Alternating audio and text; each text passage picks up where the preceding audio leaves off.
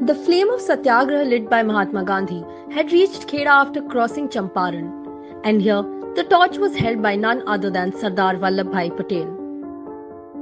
In 1917-18, the Bombay Presidency increased the farm taxes by 23%. This was the time when Kheda division of Gujarat was facing calamities like famine, cholera and plague. This severely crushed the livelihood sources of the farmers, and therefore they demanded relief and tax recoveries. Mahatma Gandhi and Sardar Patel met the collector of Nadiad on 11 March 1918. But their request fell on deaf ears of the British rulers.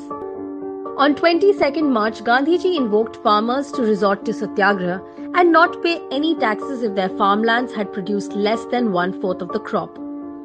Meanwhile, Sardar Patel went from village to village getting pledge letters signed from the farmers declaring that they would rather prefer seizure of their farmlands than called liars at the cost of their self-respect.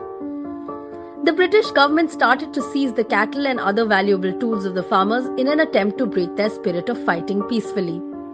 But the farmers of Kheda didn't shift an inch from the pledge taken by their Sardar. Meanwhile, Gandhiji asked the farmers to harvest the crop from their seized farmlands. Farmers were arrested and cases were registered against them while being tortured, but the farmers of Kheda were not ready to bow in front of the atrocities. The Kheda Satyagraha, under the guidance of Mahatma Gandhi and leadership of Sardar Patel, gave sleepless nights to the British rulers.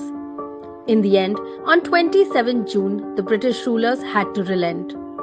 They not only postponed the tax recovery for 2 years, but also returned the seized lands. The Congress stood with the farmers of the country when the then British rulers acted against their interests.